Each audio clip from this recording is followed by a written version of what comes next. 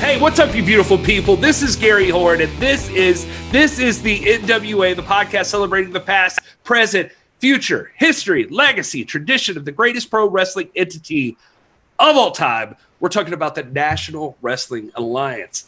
And I'm not alone. With me, as always, is Mr. Manscaped himself, the Doctor of Groom, Rob Stinson. Good evening, guys. Glad to hang out. We missed you guys Sunday. Looking forward to this all day yesterday. Glad to be here. And on location from the place where we all wish we were. Well, maybe. I don't know. Hurricanes and such. There he is. It's over now. Down there you see him. Hey, it's Will.Daily. What's up, Will? What's up, everyone? This is where I'm at. I don't know if... Try to get a good view here. Great view, man. That's the Atlantic Ocean.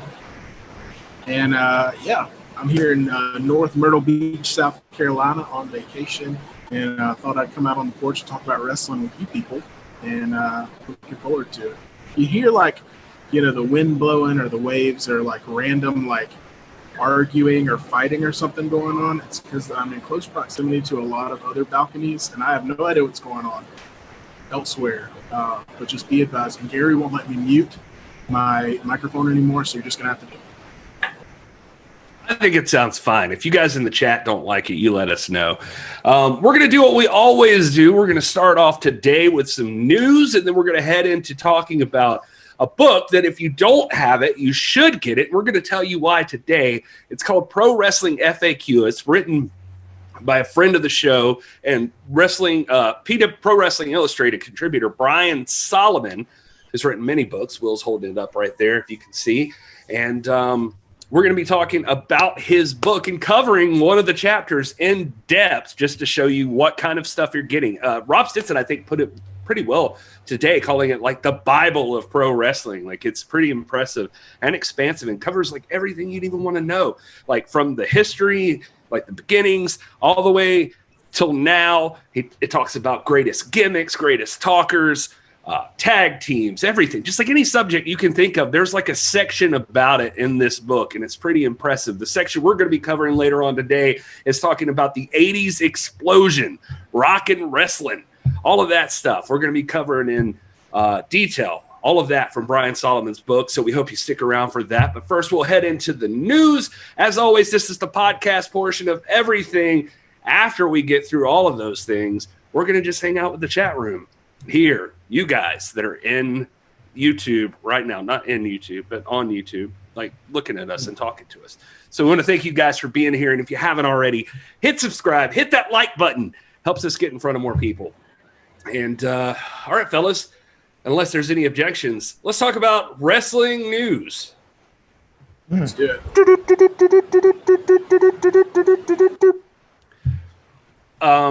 Dave Scooby's sent us plenty of good music and videos we could be using, but we haven't figured that out yet. But instead, you're just going to make beeping noises. So I just made noises with my mouth. Thanks, Dave Scooby. All right. Will, Dave Scooby says in the chat that your wife's hogging the Wi-Fi, by the way, because she's watching apparently. This entire building is hogging the Wi-Fi. It's actually pretty good right now. It's pretty stable right now, so I'm pretty impressed with it. But yeah, it was out for about 3 or 4 hours yesterday when the storm started hitting, and we have like 4 kids here that all rely on Wi-Fi for their tablets and entertainment, and so that was a challenge. But we made it through, so it's looking good now. I hear them back there. People want to know what you're looking for, Stinson. I'm looking at podcast. I'm looking at our show. Looking for love, like all of us, man. Yeah, that's good. At our show notes, just making sure that I'm on top of the lesser content, i.e., the WWE content. I gotcha. But hope you paid attention to any of that, because once this monster gets done, Gary gonna be off the chain. He gonna be hyped. All right. Anyway, glad to see everybody in the chat room. Let's talk about some wrestling news. The first on the agenda is I just wanted to give some props, I guess, basically is the reason I even noted this for us to talk about today. Was Impact Wrestling tweeted at the beginning of the month, July was their biggest month ever on YouTube, their biggest month ever on Twitter, their biggest month ever on Instagram, and they have a record number of Impact Plus app subscribers. Impact is booming for Impact. I mean, we're still, granted, just to keep it in context, they're still not like, rivaling the WWE or anything. We're not trying to say that, but they're doing well. They're picking up steam. It seems like this influx of talent that came from these WWE releases, it appears it's helped them. And it actually is getting the conversation going about Impact a little bit. Now, it remains to be seen whether they hold up or not. But I think they're trying to take advantage of it. Today, it was announced that they're going to hold another special show on August the 18th and Tuesday, August 25th. On those episodes of Impact, they're having a show called Emergence. It's going to be headlined by the Knockouts champion, Deonna Purrazzo, defending against Jordan Grace. And it's just... I don't know. I just wanted to get that out there, basically, that it looks like Impact's doing well. They're having a 2-night special just to capitalize on the interest. Any thoughts, guys, about Impact and where they're at right now? I'm happy for them, man. We talked about this, I think, last week or maybe last Sunday about their 2020 ratings. And, they've had their ups and downs. And, honestly, it's good to see him on the upswing. It's good for wrestling as a whole. When everyone does well, everyone does well. Or when anyone does well, everyone does well, because, the pro wrestling community is doing well. So it's good to see a one of the non-mainstream promotions getting some steam. So I like it.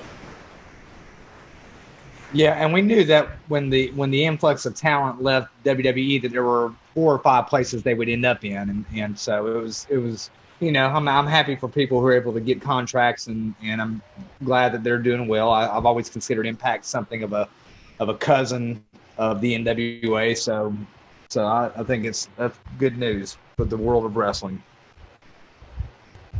All right. Well, next up on the agenda, I did want to mention that.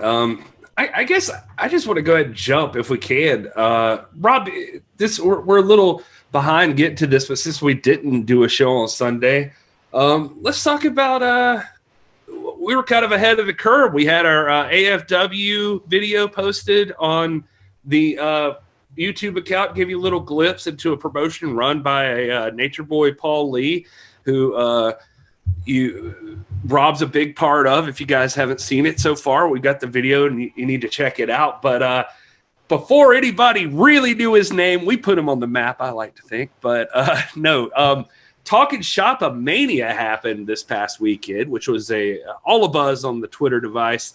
And a big part of Talking Shop Mania was Nature Boy Paul Lee. He appeared on the show and competed in a matchup. Rob, tell us about Talking Shop Mania and Nature Boy Paul Lee.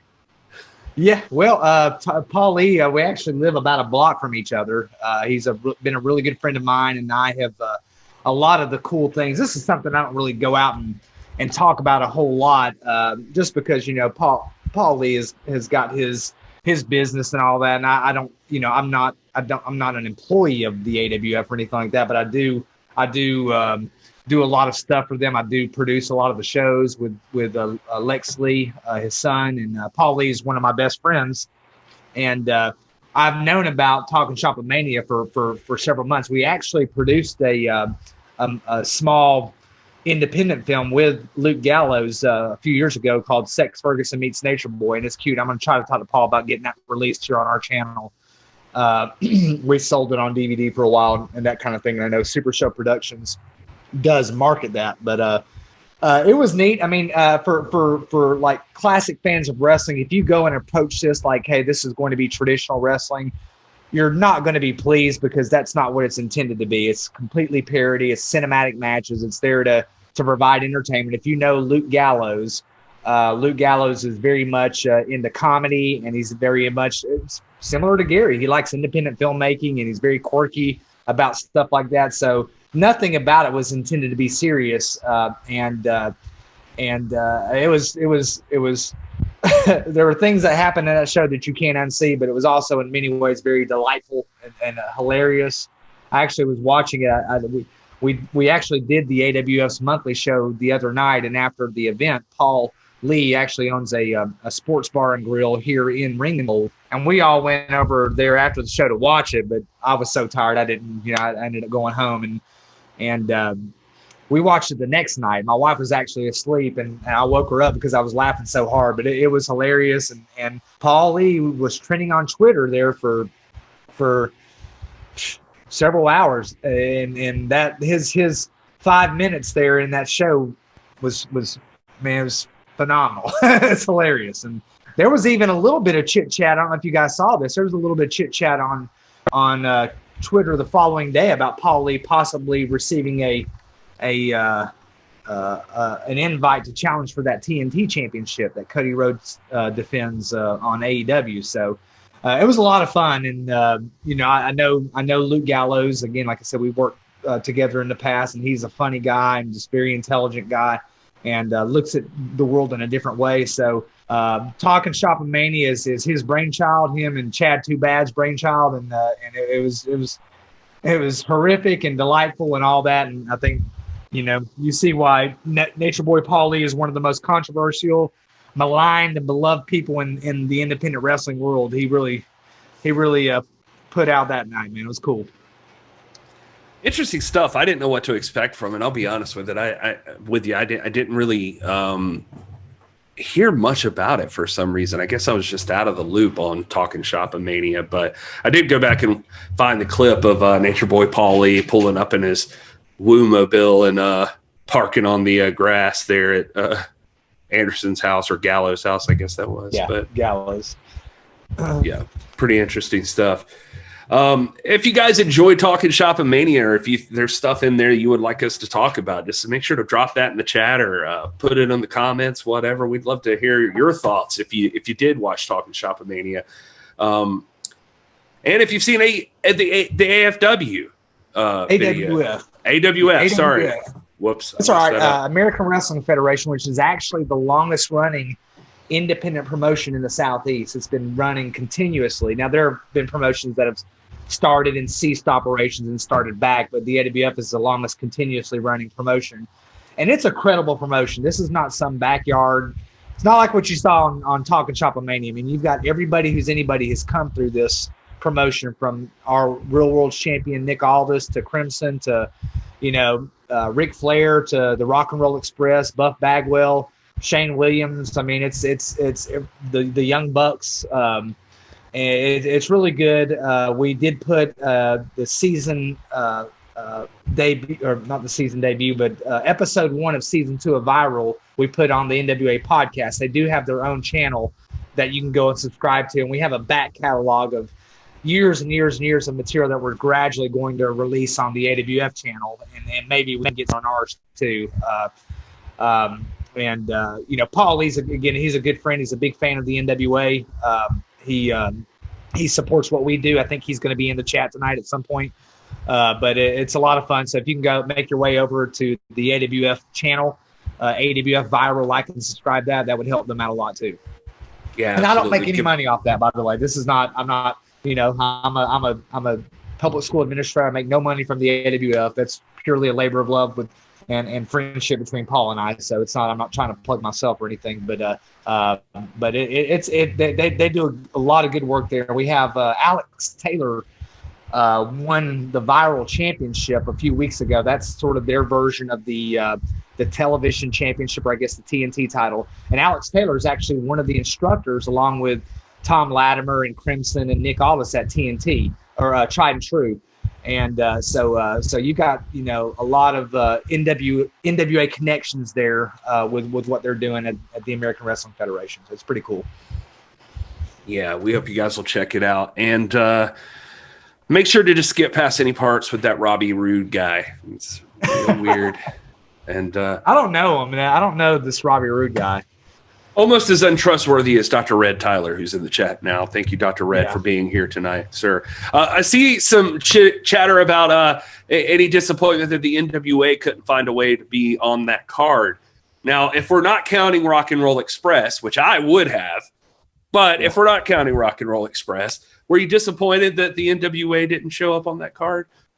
Well, you had Willie Mack. Willie Mack was on the card. He wrestled. Of course, he's not the NWA national champion anymore, but he was for a while, and so he's got some history there. And of course, Rock and Roll were there. You had Chavo Guerrero, who the Guerrero family is deeply rooted in NWA, so it was there. But as far as like defending the title, remember this was intended as a parody. It was not intended to be taken seriously. I mean, you had Chris Jericho plugging the show from his compound that day in completely comedic fashion. It was a lot of fun. And again, like I said, I actually got to produce a short independent film about 20 minutes long with Luke Gallows called Sex Ferguson Meets the Nature Boy. Sex Ferguson is one of Luke Gallows' alter egos. And like I said, I'd like to release it on our channel. But if you saw Talking Shop with Mania and you saw Sex Ferguson Meets the Nature Boy, you get an idea of like where Luke Gallows' creative mindset is. He's very, very creative, but he's also very much into cinematic and comedic entertainment. And this was intended as a sketch comedy type thing. It wasn't meant to be taken seriously. I don't think anybody did. I was surprised that when it was trending on Twitter, there was not a lot of negative feedback. It was mostly positive stuff like, "Oh, this is so horrible. It's so horrible that I love it." And that's kind of what they were going for. So it would not have been an appropriate place for Nick Aldis to defend the belt. And I think maybe not even for Nick Aldis to appear, because I think there's a certain dignity that he holds as the current office holder. But there were people there with deep NWA connections on the show that appeared, including, like you mentioned, the Rock and Roll Express and Willie Mack and Chavo Guerrero and some others. Nice. Yeah, it didn't strike me as a place they would show up either. But just one person talking about that just while we're in the news segment of this thing. This is not really news necessarily, but I do want to give a shout out to JCal and the Alliance blog. If you haven't caught their pre-show on YouTube, it's worth checking out. JCal went in hard about some issues that I don't know if it was just good old-fashioned coinky-dink or whatever, but it's some stuff we've been talking about, because we get accused over here a lot of sucking up to the NWA a pretty good bit. And generally, that's the case. I'll be the first person to tell you that I give them a pass on a ton of things. But one thing I've been kind of getting fed up with lately is I see on Facebook and Twitter and everywhere else a lot of folks talking about like, oh, well, they're done. They're not doing anything. I mean, they got to be dead. They got to you get like a little bit of a jolt of fresh air, a jolt of life back in them when like Billy Corgan makes an announcement, or Nick Aldis has been in the news with the Bruce Pritchard incident and that sort of thing. But then it just falls back into this cycle of like people are like, until they're doing something, people think they're done, and you want to shake them and be like, they're not done. But at the same time, I mean, this will be the more real side of me saying, I get it. It's frustrating. It is frustrating. And I don't think the NWA is anywhere near done, but it was just nice. Jake Al was talking about this a little bit earlier, and it's, like I said, something we've been talking about, that, God, as we're sitting here and nothing's happening, you know, this is not sucking up to the NWA to say, like, we're getting kind of antsy. Like, we're like, something's got to happen. Something's got to give. We got to see some movement out of this company, because just it feels like life's passing us by, as Rob said earlier today, I think. So anyway, just wanted to put that out there into the wind. Yeah, I mean, go ahead, Will. I just spoke a lot, so let me let you get in here. Well, thank you. I appreciate your kindness for letting me speak. I echo those sentiments. I think, you know, a lot of it comes back to, I understand why the NWA is being cautious right now. There's a lot up in the air, but at the same time, there seems to be a lot of opportunities in the wrestling world right now with this Talking Shop with Mania, AEW, open challenges, things like that. And I think everybody's just a little antsy to want to see the NWA, the current NWA roster represented and representing the company in some way. And so I think that's kind of where that frustration comes from. And yeah, it's been radio silence for forever, and I think just being able to get any kind of word or seeing these guys perform anywhere, compete, even if it's a cinematic match like we're talking about or something seemingly insignificant. Yeah, I think it would just be good for all of us as NWA fans.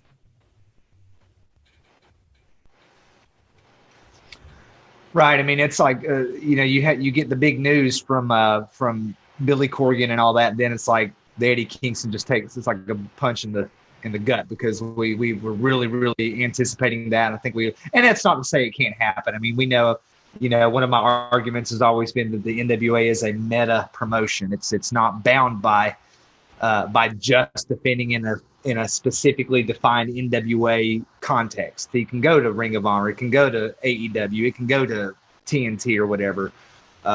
And Thunder Rosa and J Cal show earlier even said, hey, they can do it at Mission Pro. I know Mission Pro is a female promotion, but they can use our assets. We can make it happen. So it's not that it can't happen.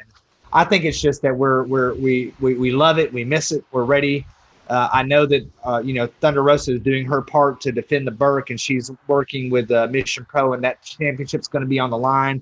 I know Nick Aldis is just chomping at the bit to get out there and work. He hears the criticism, but he's, ultimately the buck stops with one man, and Billy has got to feel comfortable. He's the one that is responsible, and he's one that's responsible for the health and the direction of the brand, and he's got to feel absolutely comfortable with what he does. But I'm confident that we're going to see something happen in the near term and not the long term. So, but we're all itching, and it's not anything of a critical nature. It's just that this is the NWA, and we are ready to see this happen. We're ready. Yeah, you kind of touched on two different news items that I had in here that I wanted to touch on real quick. It happened on July 31st. So we didn't get a chance to talk about it yet, but just briefly, your thoughts, guys, on Eddie Kingston signing with AEW. It's official now. Will, how did that hit you when you saw that? Looks like the dream of Aldis versus Kingston is going to stay a dream for a little while. Yeah, man, that's J Cal and I hit on this a little bit on the Friday hot tag because that was literally like an hour after the news came out. But it's just bittersweet, man. I mean, we're happy for him because obviously reasons nobody deserves to be put on that big of a stage more than Eddie Kingston. He's put the work in. He's a great guy, and he's represented the NWA well and done a lot for the company. But I'm sorry, my internet is struggling. I'm cutting it out, but yeah, I mean we're happy for him, but at the same time, man, there's a huge hole in the NWA now that needs to be filled, and so just anxious to see how that's going to pan out and what's going to happen with it. And even Nick Aldis and some others were congratulatory. Eddie Kingston deserves every good thing that comes his way, and no one's going to deny him that opportunity to wrestle and perform on that national stage that he now has. So, that's a fantastic thing for him. I'm not convinced that this means that the dream of Aldis Kingston is on hold for an extended period. I think it can still happen. I think there's enough respect and collegiality between the promotions that if the proper parties really want to make it happen, they can do it. So I'm still holding out hope that this doesn't mean, again, when a Ricky Starks goes to AEW or an Eddie Kingston, to me, that's not a death blow. That's, hey, they're pursuing opportunities, and this does not mean that their work with our promotion is ended. So I think you're 100% right. And I think we see even more evidence of that here recently. Like, when was it? Not too long ago. The Cody Rhodes was in an interview with, I wish I could remember who it was. It was like Sports Illustrated or something, but they were like asking him dream opponents for the TNT title. And he first name out of his mouth was his old rival, Nick Aldis. Cody Rhodes brought up Nick Aldis's name and said that he would be a dream to have him come into AEW and compete with him for the TNT title as well. And that they had a rivalry that that he also, we've heard Aldis say it, but it was finally good to see it delivered from the other side too. We see Cody talking about it, that he doesn't believe that rivalry is dead, and there's still more chapters to come. For sure. And I think that, and again, I don't, Gary, you'll have more insight into this than I do, and I know J. Cal will.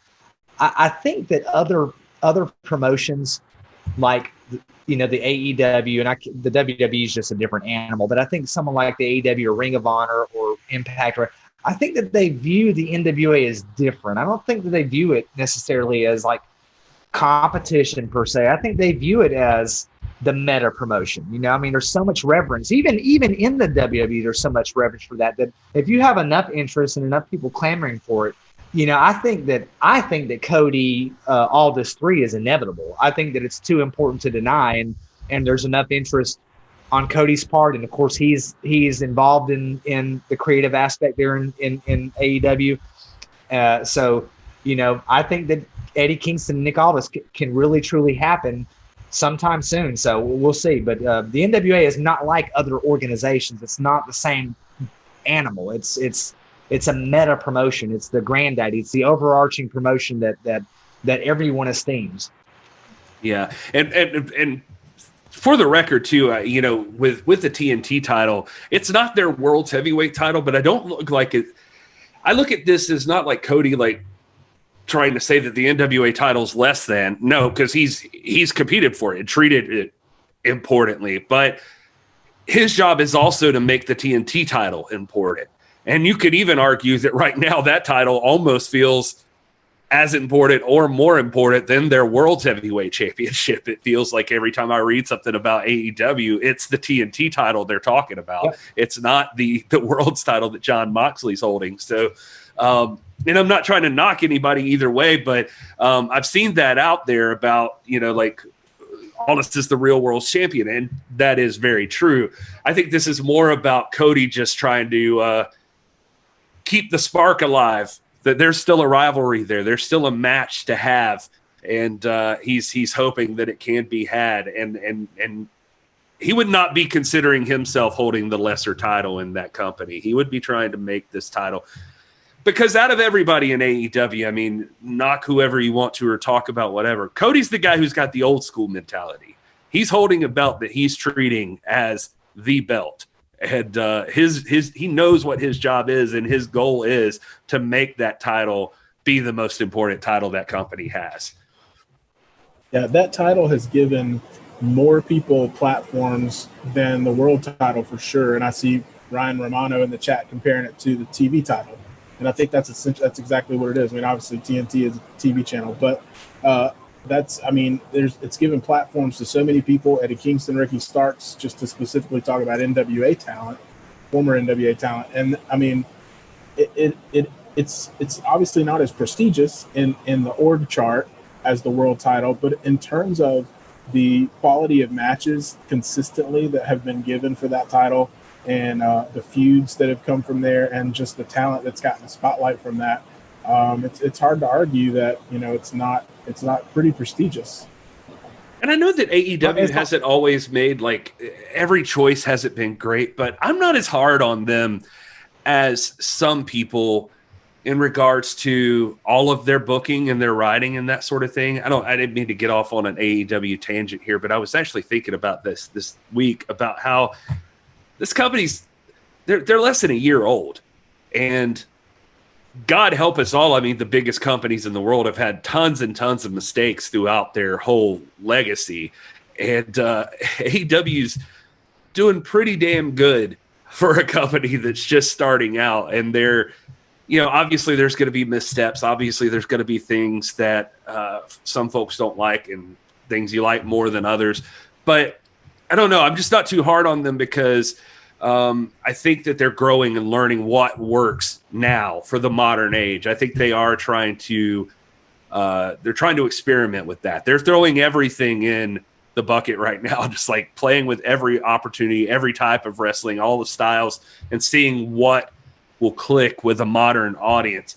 I say all that to say that out of anybody, they're the company I would trust right now, that if Nick Aldis was going to do something with them, and he was going to do something with Cody. I trust Nick Aldis, and I kind of trust Cody enough that will not be done in any way that would diminish the NWA World's Heavyweight Championship. They would very much consider that a highly regarded title, and I can guarantee you whatever situation calls their confrontation, it just seems like that's an open door that could make the next round in that battle happen. And so it's just like they would be looking for the opening, and they'd make it work. Yeah, the only thing for me, and like wrestling with the MMA says in the chat, like there's really no way they're not going to have Aldis win the TNT title, right? That's just a poor business decision. He's under NWA contract, unless they partnered up and made it a bigger thing. But it's hard not to have that devalue the 10 pounds of gold if the holder of that title comes and loses a match to Cody for the TNT Well, on the title. same token, do you think that that's what NWA, like Billy and Aldis, would decide to do? Yeah, that's what I'm saying. That's why I think it's kind of a stretch that would happen, because I'm not sure creatively how that could make any sense. Yeah, so I guess my point is that like I'm not worried about one of the awful parts happening, because I don't think either side is going to let that happen, and so it'll either just not happen, or somebody's going to make a business decision that benefits everyone, and they'll make it good. Maybe that's me being too hopeful, though. Yeah, I mean, that's a long-standing tradition, just as a proposition of different promotional cross-title matches ending in double countouts or double DQs or time limit draws. Ric Flair, Rick Martel, Ric Flair, Nick Bockwinkel. I mean, those kinds of Harley, Nick Bockwinkel, those. But I guess to your point, Gary, AEW seems like the promotion that would be game for that. That's true. All right. So before we get further down that rabbit hole, let's talk about another thing that Rob kind of touched on there, because we can talk about the 10 pounds of gold all day long and how important Nick Aldis and the World's Heavyweight Championship are. But one thing I think deserves all the credit in the world, and the closest to a sign of life the NWA has right now, is Thunder Rosa and the Burke, the Women's World Championship. And if you guys aren't aware, now's the time for you to be aware that on Friday, September 18th, Hell Hath No Fury emanates from Buda, Texas, and you can catch it on the Title Match Network. We're going to keep talking about it because we're excited about it. And I just want to make sure that we always bring it up, because Mission Pro Wrestling is a completely woman-run promotion, and Hell Hath No Fury is going to be a badass event. Besides matches on the card, like Alex Garcia versus Avery Taylor, Maddie Rinkowski versus Baby D, Vert Vixen and Jenna Lynn versus Promise Braxton and Killa Kate.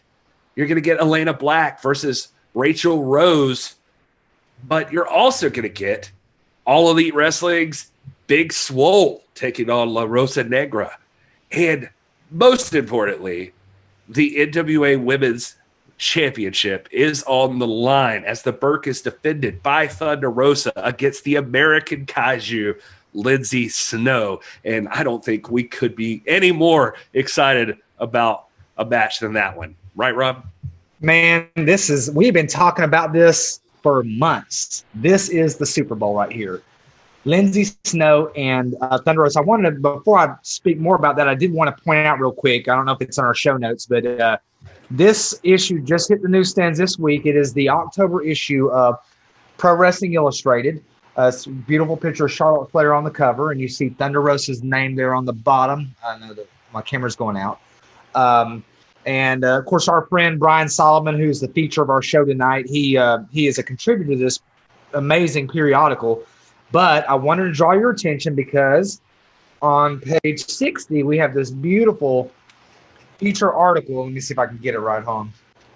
Our queen, the lovely, amazing Thunder Rosa, holding that beautiful Burke belt right after beating Allison Kay for it at Hard Times. Great article, a full color 4-page article on her. And it's fantastic that she's finally getting her just due and finally getting recognition that she deserves.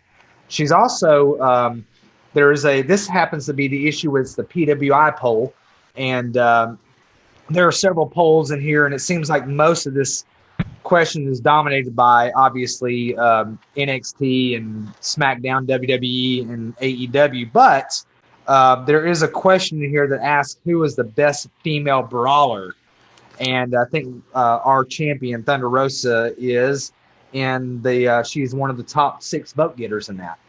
Who is the best female brawler? So there she is. And anyway, pick this up on your newsstands. Again, we're not sponsored by PWI, but we do endorse our champion, and she's featured in this. A fantastic article, and you want that for your collection. So couldn't have said it better myself. I mean, guys, it's serious business. Hell Hath No Fury on September 18th, 2020. You got to get that show. If you can't be in Texas to watch it, like Dr. Stinson here will be. He'll be there live, front row. He's ready. He's excited. He's putting his money where his mouth is. But if you can't be there live, you can catch it on the Title Match Network. We need to give these folks all the support we can, because this all-female run promotion it's history. That's what it is. And the NWA champ deserves your respect and your attention. And that's the cool part for me, honestly, that besides just the fact that the NWA Women's Championship is getting defended against Lindsay Snow, it's just cool to see. It's a moment in time where the NWA has been sort of, in this stagnant period, and the person who's bringing it out is our women's champion, Thunder Rosa. She is bringing it back. Not the 10 pounds of gold, not the TV title, not the national title or the tag team titles. The first match you're going to see getting 2020 kicked back off into high gear is Thunder Rosa and that women's championship. And God bless her for doing it. And let me say, Gary, that is a championship that has a lineal connection all the way back to 1935. So this is that Burke title that she's defending is the matron saint of all women's championships, and you can't think of a better person to defend it against a better opponent. Also, guys, I know that in this time of quarantine and the global pandemic, things are really sketchy out there, and people are reluctant to travel, and money might be an issue. But if you're able to get it on Fight TV, is that what do we say? It's on Fight TV? Title Match Wrestling Network. Title Match Wrestling. Okay, if you're able to do that, do so. If you're able to go, the tickets are very reasonable. They're very reasonable, and air travel is reasonable, and of course, accommodations is very reasonable right now. Mission Pro is doing everything right to make sure that people are kept safe, from temperature checks to limited seating to requiring face masks. All that stuff is in play. I knew, and we said this weeks ago, that when our champion was able to, if she were going to defend that belt, there's no way in the world that the Stinsons were going to miss that, and we're going to be there. Yeah, 100%. This is going to be an exciting time. I'm going to be watching it for sure. One way or another, I'm going to be catching Hell Hath No Fury. It's like one of the biggest things I'm looking forward to in 2020. God help us all. We're all looking for something to look forward to. If you don't follow Lindsay Snow and Thunder Rosa on Twitter, you need to, because they have been jabbing back and forth at each other. Lindsay Snow has been very threatening. Also on her Instagram, she seems to think our champ has bitten off a little more than she could chew, especially coming back from this big break, and seems to think that maybe Rosa should have picked an easier opponent for her first match back. And so I'm excited to see what these two ladies do. And I'm talking all this up, and it's not just because, sorry, podcast listeners, but if you're here live with us right now, Thunder Rosa is in the chat along with Brian Solomon. So we're not just blowing smoke up their butts just because they're here, but we do appreciate them. We do this every week. We sing their praises every week. It's not just because they're here. So we put these guys over all the time. And Brian Solomon does say the next issue coming out for PWI is the PWI 500 issue. So we'll mention that here as well. So it's based on June 2019 through June 2020. Hopefully Brian has had any say in that and has mentioned Nick Aldis's name a few times. But anyway, but yeah, thank you guys for being here in the chat. It's very cool of you to show up and hang out with us a little bit. All right, moving on to the next bit of wrestling news. Sorry, we're running a little late on the news portion of it, so we'll try to push through here. I did want to mention that today, by the way, this was not on the list for the news, but I listened to the latest Jim Cornette podcast because somebody had posted in our Discord a video that he had responded to the discussion about Nick Aldis and Bruce Pritchard. I don't know if you guys saw that, but it was yet another person. The other night I went to sleep listening to an Ask JR Anything episode of Grilling with JR. Both of these episodes talk about our real world's heavyweight champion, Nick Aldis. And in both episodes, both of these men put that dude over. And I mean, JR is like, he's just talking about, I forget why it even comes up with him, but he's just like says, that Nick Aldis is a hell of a hand. I don't think there's any promotion out there that wouldn't want to have a guy like that on your roster. Like he looks good, he's big, he's bad, he wrestles crisp, like he's the man. Like he's like, why would you not want him? And none of that is a shocker. I mean, we've been saying that, kind of throwing our hands up ever since the whole comments from Bruce Pritchard came out. Like they're just completely unfounded.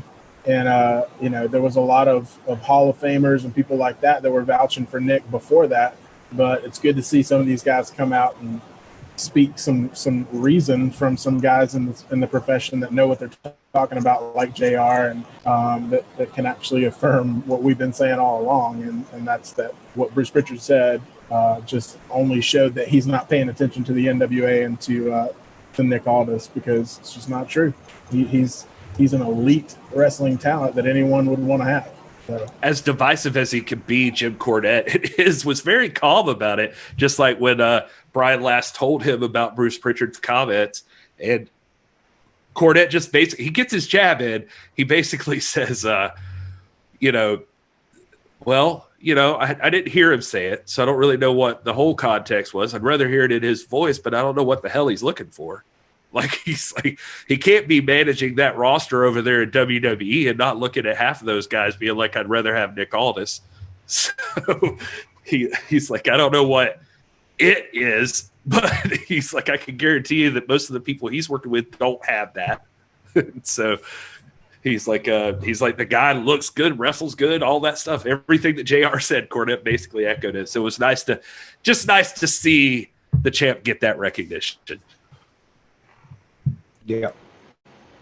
All right. And I think I had, two more points for news that we have to get into. I love talking about news. I'm sorry if I'm wearing you guys out with news stuff. And Brian Solomon, by the way, for everybody listening, does say in the chat that, yes, he did fight for Nick to get a decent slot in the PWI 500. And he has a brand new old school column debuting in this next issue of PWI called The Way It Was. So if we could help put over Brian Solomon, we're here for it. So anyway, speaking of the it factor, what did you guys think about WWE Underground? I know Rob would not see it if I didn't put the clips right in front of his face, so hopefully he saw them. And Will, I know I had to go find out because it was trending. It was trending worldwide on Twitter. It was a big deal. I don't know if it was for every reason that they wanted it to, because it felt about 50-50 to me, like on some stuff I saw. Maybe leaning a little heavy on the negative, but Will, you're our Hey It's Will Daily news guy. What did you think about, or no, I guess it's Raw Underground is what it was called. Yeah, I'm not sure the name of it either. I watched the clips you sent over, kind of skimmed them. And it's interesting. I have to applaud the WWE for thinking outside the box a little bit. But I don't know if it's going to land well with everyone, and that's fine. They might not be trying to. But yeah, I mean, I don't really have enough to go on yet, but I think it's interesting. I want to see what they do with it from a creative standpoint, because for me, it's not just about the matches; it's about the stories. And so if they can tell some good stories or further some good stories, then that can be interesting. But, again, I don't have a ton of faith in them to do that, no matter what the platform. So I don't know. We'll kind of have to see how it goes. Yeah, I agree. Propositionally, I don't have a problem with it. Just as a delivery method, you know. But I did notice that that there were very very strong opinions. I didn't see a lot of just like moderate opinions on social media when this was trending. So I'm not yet giving it an honest look, Gary. I'm not going to lie to you. Just we're all busy with some other things and stuff. But just on the surface of it, from the clips and all that, I don't. I'm with Will. I like good storytelling. I think you can find gems in wrestling wherever you look, and it's done well. So it just because it's different doesn't mean that we have to not like it. So we'll see. Yeah, I'm gonna give it a good look. I'll probably get a chance to look at it tomorrow. But also, just because it's different doesn't mean we have to like it. So that's the thing exactly. too. That's why I'm kind of reserving judgment. It's like, again, I praise them for doing something new and outside the box from what WWE is used to doing. But at the same time, I want to see if it's quality before I make any kind of judgment. Yeah, it's kind of interesting Well, I was just going to say, for those of you who don't know, I saw some people in the chat that aren't familiar with it or didn't see what happened. But basically, Shane McMahon kind of took over the tube starting at 10 p.m. And he had started Raw Underground, which is like this underground fight club, basically, with WWE wrestlers, or pardon me, superstars, in the place. And it was like a mat. And there's turnbuckles, but there are no ropes or anything like that. It's like supposed to be more of a straightforward, like punching and fighting, like just a fight club, basically. Supposed to give it.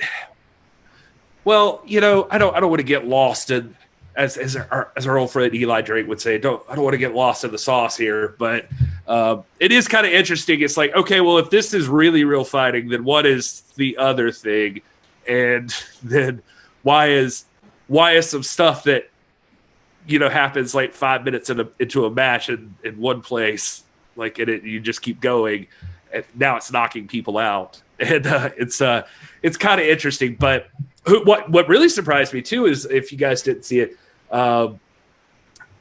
Thunder Rosa in the chat saying, "So like Lucha Underground." That was my thought exactly, man. Yeah, she took the words out of my mouth.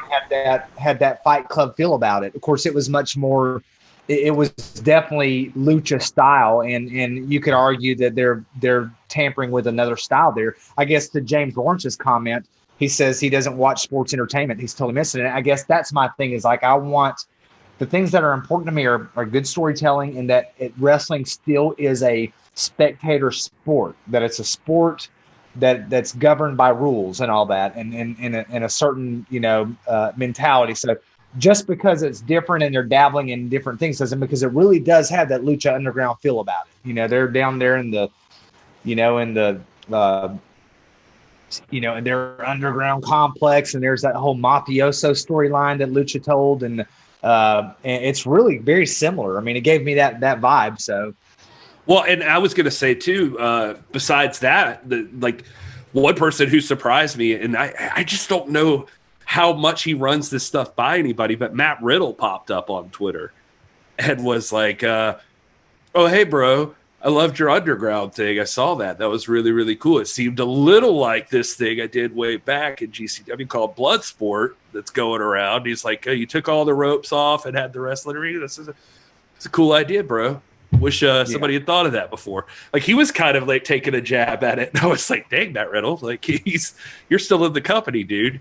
Well, that's the thing too. I mean, we talk about it. Even I just mentioned thinking outside of the box. I mean, it's thinking outside the box for WWE, but it does feel like a ripoff of several different things.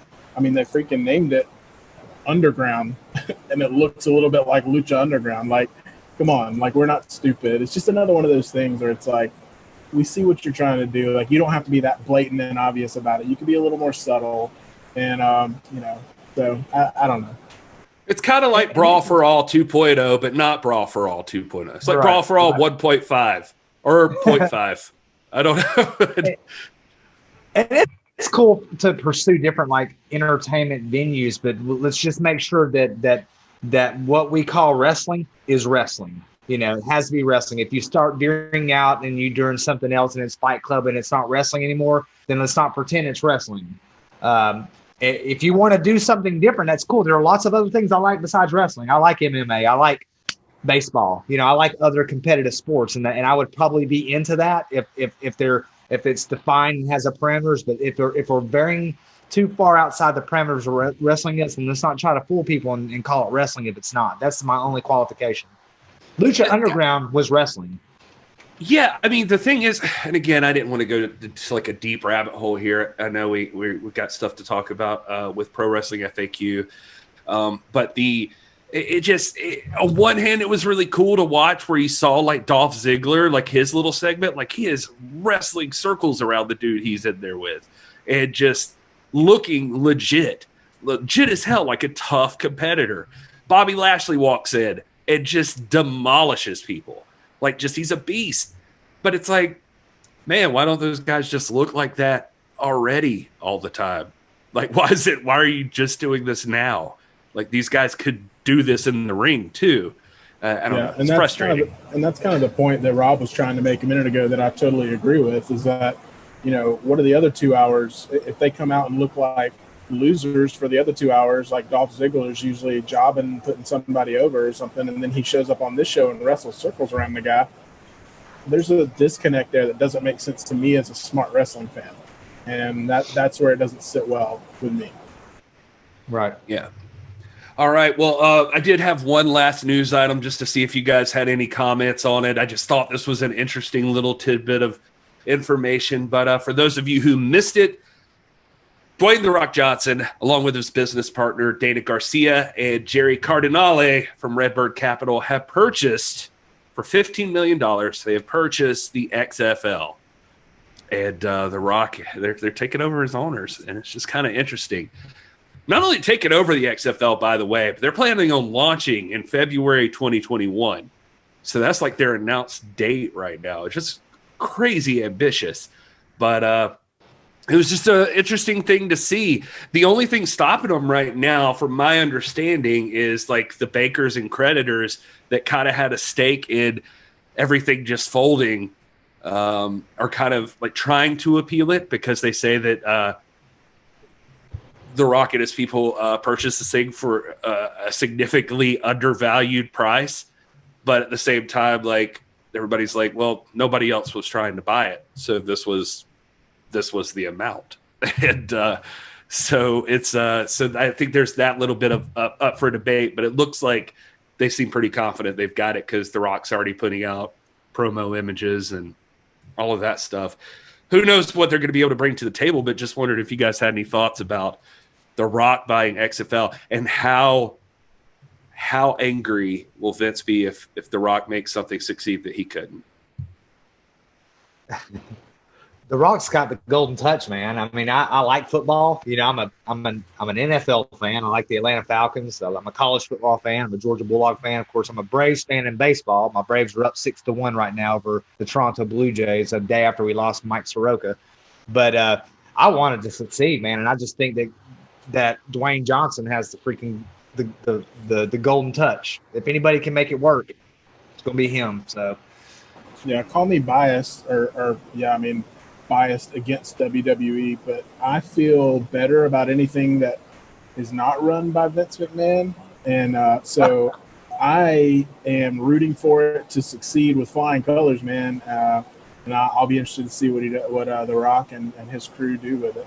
I'm glad to hear you guys say that, because I actually feel the exact same way. Like, I know maybe I'm a sucker, but I really like The Rock, man. I think he brings a lot of positive energy, and he just feels like a good dude. How can you not like The Rock, man? Like, literally, I have watched Moana every day for the past month, at least once a day, because my 2-year-old loves it. And now I love it just because The Rock is one of the voices of like the main guy, and I love it. My wife was watching Moana while I was coming up here to start recording this. It's very infectious. Like, it gets in your head. You'll start singing it all around. It's a great movie. Every time I watch it, I learn something new. I've got a lot of theories about what some of the stuff means, but we'll do that on your Psychotronic podcast. Okay. But yeah, no, I love The Rock. I don't know anybody that doesn't like The Rock. And it just feels better, you know what I mean, to know that The Rock owns the XFL. Like, I like it a little bit more just because of that. I'm seeing folks like Ryan Romano mention in the chat that The Rock will bring more eyes to it, which I can totally agree to. WWE Front Row say the latest version of the XFL was going well before COVID. I feel like The Rock can help build it properly. That's the weird part. So if you want to talk about pricing, I was looking at this. Like, Vince McMahon had pulled out $100 million for each season. He had done 3. So $300 million this guy had pulled out of, I was going to say his own pocket, but he used the stock money, but investors didn't have it. That's a whole other issue. Anyway, technically Vince McMahon's losing nothing because he's the kind of guy who knows how to have the kind of money he has.